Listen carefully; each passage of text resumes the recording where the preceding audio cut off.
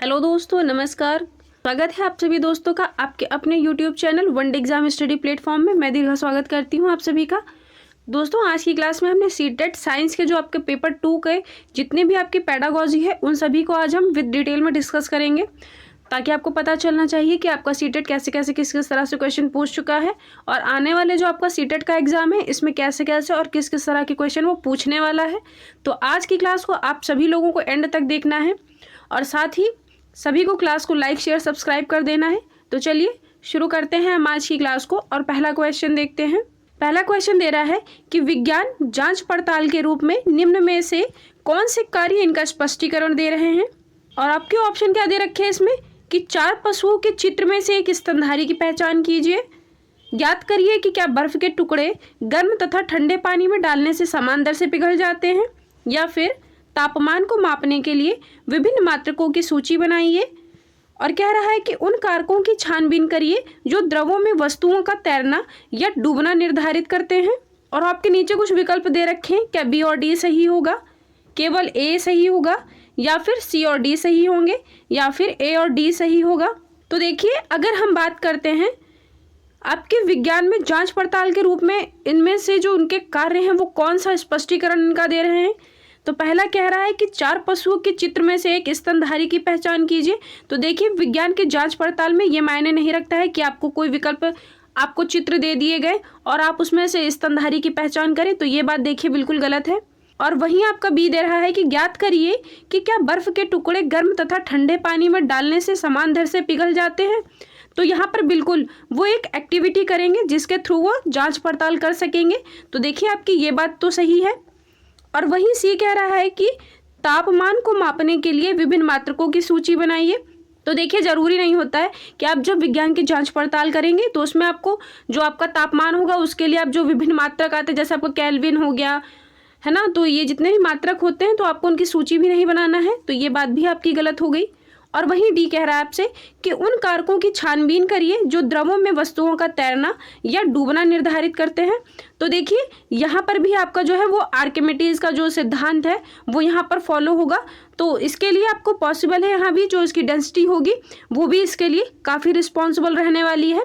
तो आपका यहाँ पर आर्किमिडीज का सिद्धांत और आपकी जो यहाँ पर डेंसिटी होगी वो इसके लिए काफ़ी अच्छी मानी जाएगी। तो बिल्कुल ये बात भी आपकी सही है। तो अगर हम बात करें इस क्वेश्चन के राइट आंसर की, तो इसका सही आंसर जाएगा ए और डी, मतलब कि आपका ऑप्शन नंबर 4 सही हो जाएगा। चलिए इसी के साथ अगला क्वेश्चन देखते हैं।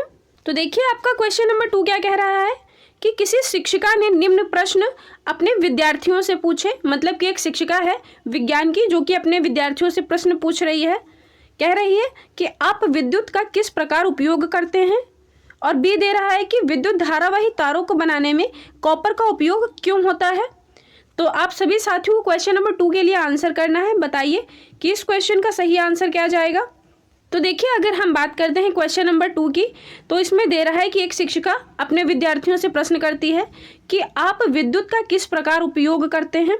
तो देखिए, यहाँ जो आपके बच्चे हैं वो सब अलग अलग आंसर देंगे। कोई कहेगा कि हमारे घर में बिजली से वॉशिंग मशीन चलती है, कोई कहेगा कि हमारे पापा जो है वो फैक्ट्री में बिजली का उपयोग करते हैं। तो आपको जो ये क्वेश्चन हो जाएगा ना वो एक तरह से ओपन एंडेड का क्वेश्चन हो जाएगा। तो ये आपको ध्यान रखना है। वहीं अगला दे रहा है कि विद्युत धारावाही तारों को बनाने में कॉपर का उपयोग क्यों होता है। तो देखिए, यहाँ पर जो बच्चे होंगे वो आपका सेम आंसर ही देंगे। अगर हम इसकी बात करें तो ये आपका एक बंद सिरे तरह का जो प्रश्न होता है वो माना जाएगा। तो देखिए, अगर हम इसके सही आंसर की बात करते हैं, क्या यह खुले सिरे वाला और बंद सिरे वाला होगा। तो देखिए, ये बात तो बिल्कुल सही है। ऊपर वाला जो आपका दे रखा है वो आपका ओपन एंडेड कहलाएगा और जो नीचे वाला है ये क्लोज एंडेड वाला कहलाएगा। तो आपको ये ध्यान रखना है। तो देखते हैं इसका सही आंसर किसके जाएगा। इसका सही आंसर क्या हो जाएगा, क्या खुले सिरे वाला और बंद सिरे वाला होगा, या फिर बंद सिरे वाला और खुले सिरे वाला होगा, या फिर बंद सिरे और बंद सिरे वाला होगा, या फिर खुले सिरे वाला और खुले सिरे वाला होगा। तो देखिए, इसका जो राइट आंसर जाएगा वो जाएगा खुले सिरे और बंद सिरे वाला, मतलब कि आपका ऑप्शन नंबर 1 जो है ये इसका राइट आंसर हो जाएगा। जो विद्युत का आप प्रयोग करते हैं वो आपका एक तरह से ओपन एंडेड हो जाएगा, क्योंकि इसमें आपको कई सारे आंसर मिलेंगे। वहीं जो आपका दे रखा है विद्युत धारावाही तारों को बनाने में कॉपर का उपयोग क्यों करते हैं, तो ये आपका एक ही आंसर आएगा इसका, इस वजह से ये क्लोज एंडेड क्वेश्चन हो जाएगा। तो चलिए, आई होप आपको मैंने जितना भी आपको जानकारी दी है वो सभी आपको समझ में आई होगी। चलिए इसी के साथ अगले क्वेश्चन पर बढ़ते हैं। क्वेश्चन नंबर 3 कह रहा है आपसे कि उच्च प्राथमिक स्तर पर कक्षा में खोजबीन का आयोजन करने के संदर्भ में निम्न में से कौन सा वांछित अभ्यास है। तो देखिए, आपको इसमें जो उच्च प्राथमिक स्तर की जो कक्षा है उसमें एक खोजबीन का आयोजन करने के संदर्भ में आपके जो ऑप्शन दे रखे हैं उनमें बताना है कि उनमें से कौन सा सबसे अच्छा आंसर रहने वाला है। तो कह रहा है इसमें कि विद्यार्थियों द्वारा सही परिणाम के प्रदर्शन पर बल देना, या फिर ऐसे कार्य देना जिनमें नूतन उपकरणों की आवश्यकता हो, या फिर निर्देशित चरण और वांछित सामग्री के संदर्भ में पाठ्य पुस्तकों का दृढ़ता से पालन करना, या फिर विद्यार्थियों के आपस में त्रुटि के संभावित स्रोतों पर विचार विमर्श की अनुमति देना। तो बताइए क्वेश्चन नंबर 3 का राइट आंसर क्या हो जाएगा। तो देखिए, अगर हम इस क्वेश्चन के राइट आंसर की बात करते हैं तो इसका आंसर नंबर 3 जो है वो राइट आंसर हो जाएगा। चलिए इसी के साथ नेक्स्ट क्वेश्चन देखते हैं। क्वेश्चन नंबर 4 कह रहा है आपसे कि विज्ञान की संकल्पना को समझने में भाषा की भूमिका के संदर्भ में हमारी समझ को निम्न में से कौन सा कथन दर्शा रहा है। तो देखिए, आपको 4 ऑप्शन दे रखे हैं और इसमें आपको बताना है कि विज्ञान की संकल्पना को समझने के लिए भाषा की भूमिका के संदर्भ में कौन सा जो आपकी समझ को विकसित करे। क्या आपको वैज्ञानिक पदों का अर्थ ज्यों का त्यों ग्रहण किया जाता है और विद्यार्थियों द्वारा उनका अर्थांकन नहीं होता है, या फिर विज्ञान में शिक्षार्थियों का प्रदर्शन भाषा के माध्यम में उनका दक्षता से स्वतंत्र है, या फिर रोजमर्रा की भाषा में प्रयोग होने वाले कुछ शब्दों को विज्ञान में विशिष्ट अर्थ दिया जाता है, या फिर भाषा एक दिशीय प्रक्रिया है जो बोलने वाले से सुनने वाले तक जाती है। तो देखिए, अगर हम बात करें विज्ञान के संकल्पनाओं की तो इसमें दे रहा है कि वैज्ञानिक पदों का अर्थ ज्यों का त्यों ग्रहण कर लिया जाता है। तो देखिए, ये बात गलत है कि अगर आपके कोई वैज्ञानिक पद दिए होते हैं तो वो जैसे ही होते हैं वैसे ही आप उनको ग्रहण कर लेते हैं, तो ये बात बिल्कुल गलत है। और वहीं दे रहा है कि विज्ञान में शिक्षार्थियों का प्रदर्शन भाषा के माध्यम में उनके दक्षता से स्वतंत्र है, तो ये बात भी गलत है। और कह रहा है कि रोजमर्रा की जो भाषा होती है उनमें जो प्रयोग होने वाले कुछ शब्द हैं उनको विज्ञान में विशिष्ट अर्थ दिया जाता है, तो ये बात बिल्कुल सही है कि जो आपकी डेली लैंग्वेज होती है उसमें जो आपकी भाषा के कुछ शब्द प्रयोग किए जाते हैं जैसे वो आपके जो विज्ञान में विशिष्ट अर्थ दिए जाते हैं, तो ये बात बिल्कुल सही है आपकी। इसका राइट आंसर जो जाएगा वो ऑप्शन नंबर सी के साथ। और वहीं डी दे रहा है आपका कि भाषा एक दिशीय प्रक्रिया है जो बोलने वाले से सुनने वाले तक जाती है। तो देखिए, यहाँ पर हम साइंस की बात कर रहे हैं ना कि भाषा की, तो यहाँ पर भाषा का आपका कोई लेना देना नहीं है, तो ये ऑप्शन भी वैसे ही गलत हो जाएगा। चलिए इसी के साथ अगला क्वेश्चन देखते हैं। क्वेश्चन नंबर 5 कह रहा है कि विज्ञान पाठ्यक्रम में ऐतिहासिक वैधता क्या इंगित करती है।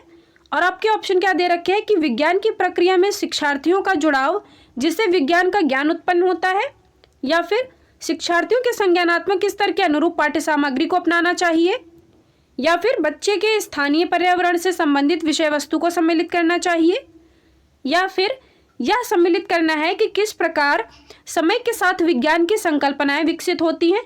तो क्वेश्चन नंबर 5 के लिए आप सभी फ्रेंड्स आंसर करेंगे, इसका राइट आंसर क्या हो जाएगा। तो देखिए, अगर हम बात करते हैं क्वेश्चन नंबर 5 के राइट आंसर की, तो इसमें कह रहा है कि विज्ञान की प्रक्रिया में शिक्षार्थियों का जुड़ाव जिससे विज्ञान का ज्ञान उत्पन्न होता है। तो देखिए, ये बात बिल्कुल गलत है आपकी। और वहीं कह रहा है कि शिक्षार्थियों के संज्ञानात्मक स्तर के अनुरूप पाठ्य सामग्री को अपनाना। तो देखिए, हमारी जो पाठ्य सामग्री होती है वो विद्यार्थियों के संज्ञानात्मक स्तर के अनुकूल ही होनी चाहिए, तो ये बात तो ठीक है। और वहीं कह रहा है बच्चे के स्थानीय पर्यावरण से संबंधित विषय वस्तु को सम्मिलित करना, या फिर यह सम्मिलित करना कि किस प्रकार समय के साथ विज्ञान की संकल्पनाएं विकसित होती हैं। तो देखिए, अगर हम बात करें आपके विज्ञान के पाठ्यक्रम में ऐतिहासिक जो वैधता है तो वो आपके ऑप्शन नंबर डी के साथ चली जाएगी। ये सबसे ज़्यादा बेस्ट आंसर हो जाएगा इसका, कि यह सम्मिलित करना कि किस प्रकार समय के साथ जो आपकी विज्ञान की संकल्पनाएं हैं वो भी आपकी विकसित होती जाती हैं। तो इसका जो राइट आंसर हो जाएगा वो ऑप्शन नंबर डी के साथ चला जाएगा। चलिए इसी के साथ अगला क्वेश्चन देखते हैं। क्वेश्चन नंबर 6 है, निम्न में से क्या विद्यार्थियों के ऊर्जा संरक्षण व्यवहार का मूल्यांकन करने के लिए सर्वाधिक उपयुक्त होगा।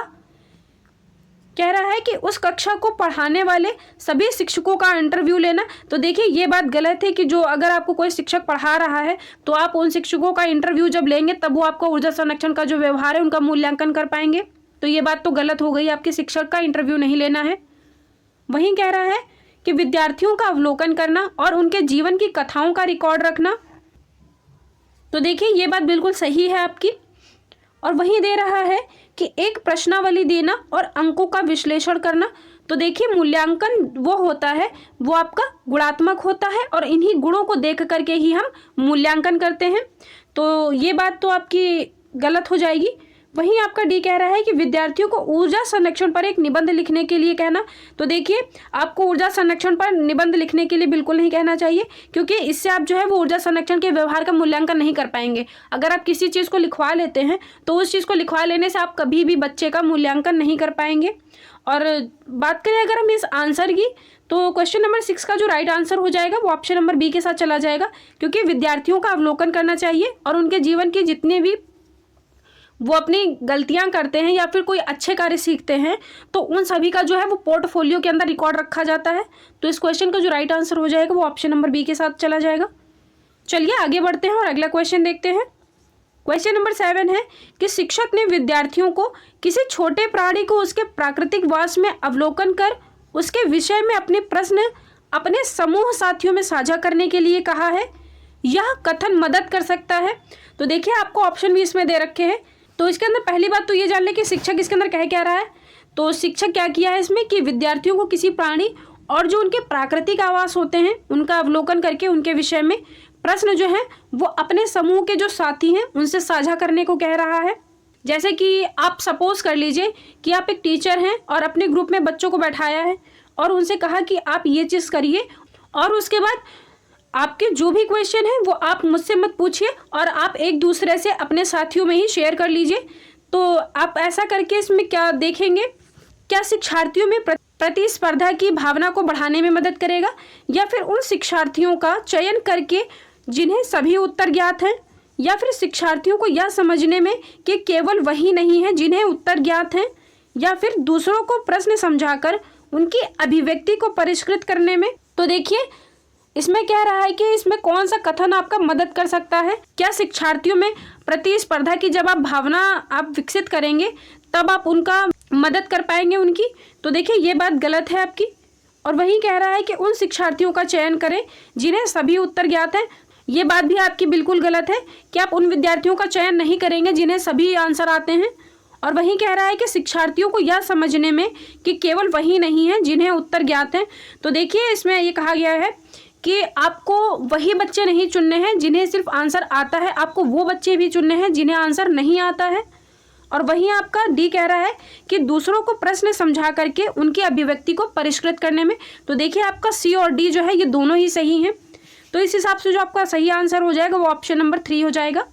इसी के साथ अगर आपको हमारी क्लास पसंद आती है तो प्लीज़ क्लास को लाइक शेयर सब्सक्राइब करिएगा और ज़्यादा से ज़्यादा आप अपने फ्रेंड्स ग्रुप में भी शेयर करिएगा क्लास को, ताकि और भी बच्चे जुड़ सकें आप सभी के साथ। तो चलिए आगे बढ़ते हैं और अगला क्वेश्चन देखते हैं। क्वेश्चन नंबर 8 है किसी खोजबुक उन्मुख कक्षा में जिसमें आर्किमिडीज के नियम का परिचय दिया जाना है, निम्न में से कौन सा चरण बाकी चरणों से पूर्व लिया जाएगा। मतलब कि आपके इसमें जो है जितने भी ऑप्शन दे रखे हैं वो आपके आर्किमिडीज के नियम के दे रखे हैं और आपको बताना है कि जब आप आर्किमिडीज का सिद्धांत लागू करेंगे तो उनमें से सबसे पहले आप क्या चीज़ करेंगे, मतलब कि जो सबसे पहला चरण होगा वो कौन सा आएगा। तो चलिए क्वेश्चन नंबर 8 के लिए आप सभी आंसर करिए कि इस क्वेश्चन का राइट आंसर क्या हो जाएगा।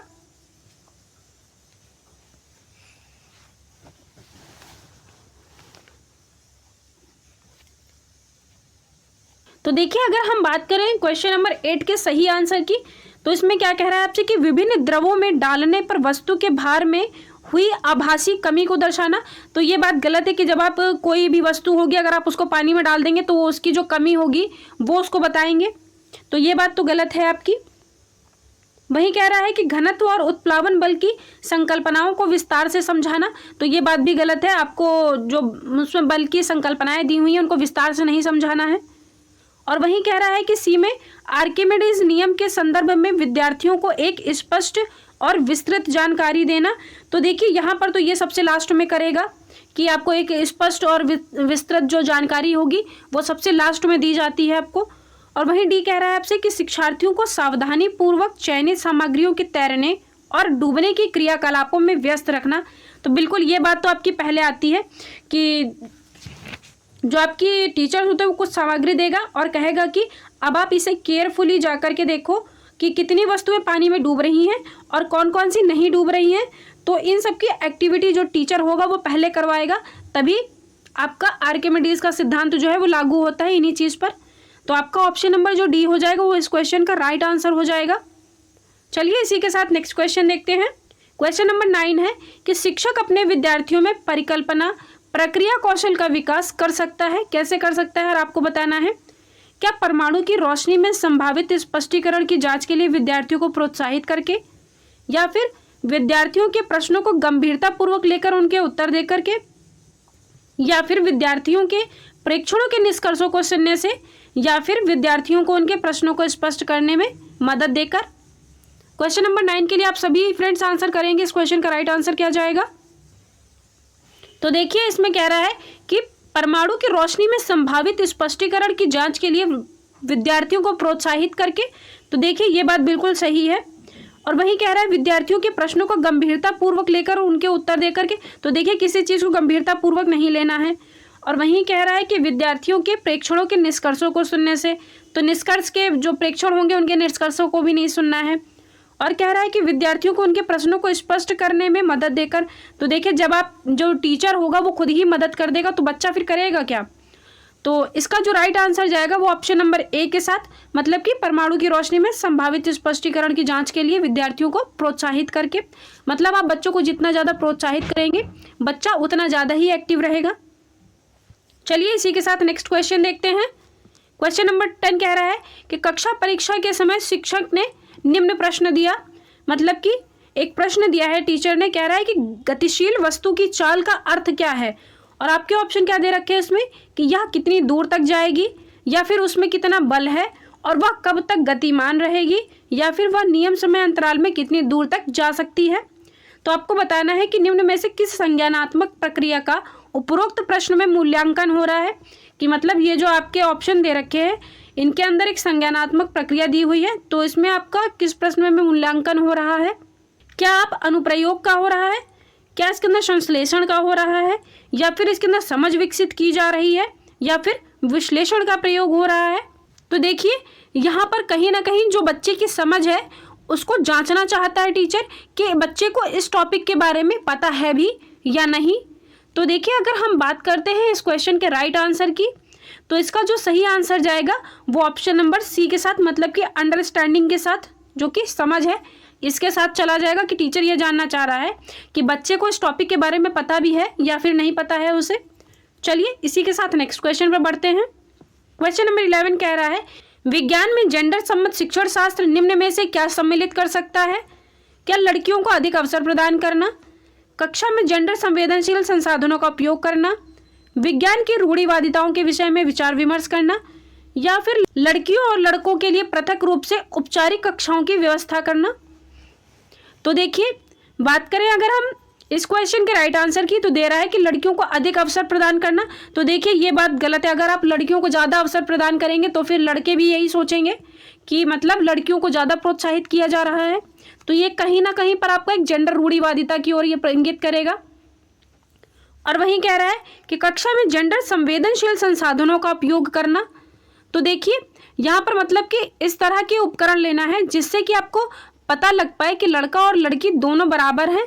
तो इस तरह के संसाधनों का आपको यूज़ करना चाहिए। तो देखिए ये बात आपकी सही है। और वहीं कह रहा है विज्ञान की रूढ़िवादिताओं के विषय में विचार विमर्श करना। तो ये बात भी बिल्कुल सही है। आपको जो पहले विज्ञान की जो रूढ़िवादिताएं हैं उनके बारे में आपको विचार विमर्श करना चाहिए।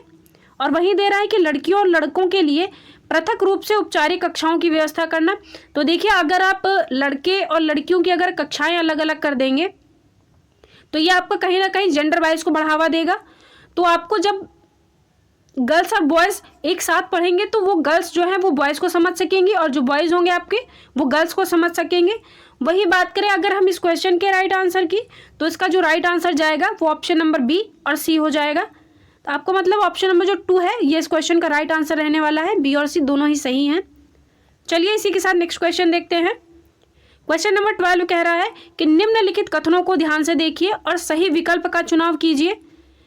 अभिकथन ये कह रहा है कि विद्यार्थियों की वैकल्पिक अवधारणाओं के लिए सर्वश्रेष्ठ निदान है कि उनसे बारंबार कठिन प्रश्नों को हल करने का अभ्यास करवाया जाए। और कारण कह रहा है कि विद्यार्थी अपने दैनिक जीवन के अनुभवों के आधार पर विश्व की अंतर्दर्शी समाज का निर्माण करते हैं। तो देखिए, अगर हम बात करें विद्यार्थियों की वैकल्पिक अवधारणाओं के लिए सर्वश्रेष्ठ निदान है और उनसे बारंबार कठिन प्रश्नों को हल करने का अभ्यास करवाया जाए, तो देखिए ये बात बिल्कुल गलत है। आपको ना ही उसमें कठिन प्रश्नों को हल देकर के अभ्यास करवाना है। और आपका जो कारण कह रहा है कि विद्यार्थी अपने दैनिक जीवन के अनुभवों के आधार पर विश्व की अंतर्दर्शी समाज का निर्माण करते हैं, तो ये बात बिल्कुल सही है। जो आप अपने डेली लाइफ में करते हैं चीज़ें, उन्हीं के जो अनुभव आपको प्राप्त होते हैं, आप उसी के आधार पर समाज का भी निर्माण कर पाते हैं। इसमें दे रहा है कि अभिकथन और कारण दोनों सही हैं, लेकिन कारण इसकी सही व्याख्या नहीं करता है। तो देखिए ये बिल्कुल सही है। और अभिकथन और कारण दोनों सही हैं और कारण इसकी सही व्याख्या करता है, तो ये भी गलत हो जाएगा। और वहीं दे रहा है कि अभिकथन सही है लेकिन कारण गलत है, लेकिन ये बात भी गलत है। कारण लेकिन इसका सही है, आपका अभिकथन गलत है। तो ऑप्शन नंबर 4 में आपका सही दे रखा है कि अभिकथन गलत है लेकिन कारण इसका सही है। चलिए इसी के साथ नेक्स्ट क्वेश्चन देखते हैं। क्या कह रहा है आपसे कि विज्ञान के संदर्भ में निम्नलिखित में से क्या सही है? क्या विज्ञान के स्पष्टीकरण अनुभव आधारित, तथ्यपूर्ण और सीधे सपाट है? तो ये बात बिल्कुल सही है कि विज्ञान के जो स्पष्टीकरण है वो अनुभव आधारित भी हैं, इसी के साथ तथ्यपूर्ण से भी परिपूर्ण है। और कह रहा है कि विज्ञान के स्पष्टीकरणों को तथ्य या प्रमाण की आवश्यकता नहीं है, तो ये बात भी बिल्कुल गलत है। विज्ञान के स्पष्टीकरण अलौकिक बलों और अभिकर्ताओं पर आधारित है, तो ये बात भी गलत है आपकी। और हमारे जीवन के प्रत्येक पहलू के विषय में जानने का विज्ञान सर्वश्रेष्ठ मार्ग है। तो ऐसा कुछ नहीं है कि अगर आप हमारे जीवन के प्रत्येक पहलू को जान जाएंगे तो उसमें जो विज्ञान का महत्वपूर्ण योगदान है हमारी लाइफ में, तो ऐसा भी नहीं है। इसका जो राइट आंसर जाएगा वो ऑप्शन नंबर ए के साथ विज्ञान के स्पष्टीकरण अनुभव आधारित है, इसी के साथ तथ्यपूर्ण और सीधे सपाट भी हैं। चलिए नेक्स्ट क्वेश्चन देखते हैं। क्वेश्चन नंबर 14 कह रहा है कि किसी समूह के लिए विज्ञान के क्रियाकलापों की योजना बनाते हुए किसी शिक्षक को निम्न में से किस पर विचार अवश्य करना चाहिए? कह रहा है कि उसमें दैनिक जीवन की सामग्री और उपकरण का ही उपयोग करना हो। और कह रहा है आपसे कि उन्हें विद्यार्थियों द्वारा विभिन्न प्रकार से योजनाबद्ध और संपन्न किया जा सके। और अगला कह रहा है आपसे कि उनसे विद्यार्थियों में विचार विमर्श करने की अधिक गुंजाइश नहीं होनी चाहिए। या फिर डी कह रहा है आपसे कि विद्यार्थियों को चरण दर चरण निर्देश देने चाहिए। तो देखिए, यदि टीचर खुद हर स्टेप पर उन्हें गाइड करता रहेगा तो उन्हें एक्टिविटी करवाने का कोई भी मतलब नहीं रह जाएगा यहाँ पर, क्योंकि जब सब टीचर ही बता देगा आपको तो फिर बच्चा क्या करेगा इसमें। तो देखिए, अगर हम बात करें इस क्वेश्चन के राइट आंसर की, तो दे रहा है इसमें दैनिक जीवन की सामग्री और उपकरण का ही प्रयोग होना चाहिए, तो ये बात बिल्कुल सही है आपकी। और वहीं कह रहा है कि उन्हें विद्यार्थियों द्वारा विभिन्न प्रकार से योजनाबद्ध और संपन्न किया जा सके, तो ये बात भी बिल्कुल आपकी सही है। इसका जो राइट आंसर जाएगा वो ए और बी दोनों हो जाएंगे, मतलब का विकल्प आपका 2 सही हो जाएगा इसका। चलिए अगला क्वेश्चन देखते हैं। क्वेश्चन नंबर 15 कह रहा है आपसे कि विज्ञान अध्ययन के संदर्भ में निम्न में से क्या कभी भी सही नहीं हो सकता है? तो क्वेश्चन नंबर 15 के लिए आप सभी को कमेंट करना है। बताइए क्वेश्चन नंबर 15 का राइट आंसर क्या हो जाएगा। कह रहा है कि इसमें गुणात्मक या गणितीय मॉडलों का आविष्कार और उनके निष्कर्षों को निकालना निहित है। तो देखिए, विज्ञान अध्ययन के संदर्भ में ये मायने नहीं रखता है। और वहीं कह रहा है कि यह निर्णयात्मक प्रमाणों के लिए केवल इंद्रिय जनित आंकड़ों पर निर्भर है। तो देखिए, यहाँ पर जो है वो इंद्रियों के आधार पर ही हम साइंस में कोई भी निर्णय निकालते हैं, तो ऐसा नहीं होता है बिल्कुल भी, क्योंकि साइंस में हम खुद से करके सीखते हैं और जानते हैं और उन चीज़ों के बारे में करके सीखते हैं। और वहीं कह रहा है आपसे कि इसका मुख्य उद्देश्य अवलोकनों तथा नियंत्रित प्रयोगों द्वारा सिद्धांतों की पुष्टि कर झूठा सिद्ध करना है। तो देखिए, ये बात इसकी सही है। इसका जो राइट आंसर जाएगा वो ऑप्शन नंबर सी के साथ चला जाएगा। चलिए अगला क्वेश्चन देखते हैं। क्वेश्चन नंबर 16 कह रहा है आपसे कि निम्नलिखित में से कौन सा कथन वैज्ञानिक प्रक्रिया की सही व्याख्या करता है? तो देखिए, आपके ऑप्शन क्या क्या दे रखे हैं इसमें। यह विज्ञान के अध्ययनों के लिए वैज्ञानिकों द्वारा प्रतिपादित 7 चरणों का एक निश्चित क्रम होता है। और वहीं कह रहा है कि यह एक समय प्रमाणित विधि है जिसमें परिकल्पना का निर्माण एक अवश्य भाग है, तो ये बात बिल्कुल गलत है आपकी। और कह रहा है किसी विचारों का एक संयोजन है जिनके किसी निश्चित क्रम में होना आवश्यक नहीं है। तो ये बात आपकी बिल्कुल सही है। इसका मतलब आपका जो क्वेश्चन नंबर 16 का राइट आंसर जाएगा वो ऑप्शन नंबर सी के साथ। यह विचारों का एक संयोजन माना गया है जिसका किसी भी एक मतलब जो सीरियल वाइज जो क्रम होता है ना उसका आवश्यक होना नहीं होता है इसमें। तो ये आपका वैज्ञानिक प्रक्रिया को सही व्याख्या कर रहा है, वैज्ञानिक की प्रक्रिया का सही व्याख्या कर रहा है। चलिए इसी के साथ अगला क्वेश्चन देखते हैं। क्वेश्चन नंबर 17 पूछ रहा है कि पृष्ठभूमियों के क्षेत्रों को विज्ञान को समझने और सुगमता पूर्वक करने के लिए प्रोत्साहित करने में निम्न में से कौन सी योजना उपयुक्त नहीं होगी। तो देखिए इसमें कह रहा है आपसे कि विज्ञान प्रतिभा संपन्न विद्यार्थियों से उच्च अपेक्षाएं रखना और जिन विद्यार्थियों की वैज्ञानिक अभिरुचि नहीं है उन्हें मध्यम दर्जे की अपेक्षाएं रखना। तो देखिए ये बात आपकी गलत है। और वहीं कह रहा है आपसे कि विज्ञान के उद्यम के लिए सभी संस्कृतियों के व्यक्तियों के योगदान को उजागर करना, ये बात सही है। और कह रहा है आपसे कि अपने व्याख्यान में ग्रामीण, शहरी और जनजातीय संदर्भों के उदाहरण को सम्मिलित करना। तो ये बात सही है बिल्कुल कि जब आप किसी चीज़ की व्याख्या देंगे तो उसमें अपना ग्रामीण जीवन और जो आपका शहरी जीवन, इसी के साथ साथ जो आपकी जनजातीय होती हैं उन सभी को आप उदाहरण दे करके सम्मिलित कर सकते हैं। और वहीं कह रहा है कि एक शिक्षक के तौर पर यह दर्शाना कि आप विज्ञान का अध्ययन करने के लिए तैयार हैं और अपने आप को एक आदर्श रूप में प्रस्तुत करना। तो ये बात भी आपकी सही है। इस क्वेश्चन का राइट आंसर हो जाएगा ऑप्शन नंबर ए। चलिए इसी के साथ नेक्स्ट क्वेश्चन देखते हैं। क्वेश्चन नंबर 18 कह रहा है कि निम्नलिखित में से क्या छात्रों के उपचारात्मक शिक्षण से संबंधित सुझाव देने में मदद करेगा। क्या प्लेसमेंट मूल्यांकन होगा, या फिर योगात्मक मूल्यांकन होगा, या फिर भविष्य सूचक मूल्यांकन होगा, और इसी के साथ निदानात्मक मूल्यांकन होगा। तो आप सभी को क्वेश्चन नंबर 18 का आंसर बताना है कि इस क्वेश्चन का राइट आंसर क्या हो जाएगा। तो देखिए अगर हमें किसी भी चीज़ का उपचार करना है तो सबसे पहले हमें उस समस्या की पहचान होनी चाहिए। तो हमें पहले निदानात्मक मूल्यांकन होगा, उसके बाद ही हम उपचारात्मक मूल्यांकन को करेंगे। बात करें अगर हम इस क्वेश्चन के राइट आंसर की, तो इसका जो राइट आंसर जाएगा वो ऑप्शन नंबर डी के साथ। मतलब कि आपका निदानात्मक मूल्यांकन जो है वो उपचारात्मक शिक्षण से संबंधित सुझाव देने में आपको मदद करेगा। चलिए इसी के साथ अगला क्वेश्चन देखते हैं। एक विद्यार्थी का कहना है कि राजमा के सूखे बीज निर्जीव हैं क्योंकि वह एक मुट्ठी भर कंकड़ से अधिक कुछ प्रतीत नहीं होते हैं। उसके इस अवलोकन पर आपकी क्या प्रतिक्रिया होगी। मतलब कि एक बच्चा है वो कह रहा है कि राजमा के जो सूखे बीज होते हैं वो निर्जीव हैं, मतलब कि उनके अंदर जान नहीं है, क्योंकि वह जो एक मुट्ठी भर कंकड़ से कुछ भी ज़्यादा प्रतीत नहीं होते हैं, कुछ भी मतलब ज़्यादा नहीं दिखते एक मुट्ठी भर कंकड़ से। तो उसके आपके इस अवलोकन पर आप क्या प्रतिक्रिया देंगी। क्या आप एक बार किसी जीवित पदार्थ को काटने या तोड़ने पर यदि वह अपने आप को स्वयं स्वस्थ ना कर सके तो वह धीरे धीरे मर जाता है। तो देखिए ये बात बिल्कुल गलत है आपकी। और वहीं कह रहा है कि बीज जीवित थे जब वे जीवित पौधे का एक अंग है, लेकिन अब वे निर्जीव हो चुके हैं। और वहीं कह रहा है आपसे ये बात भी आपकी गलत है।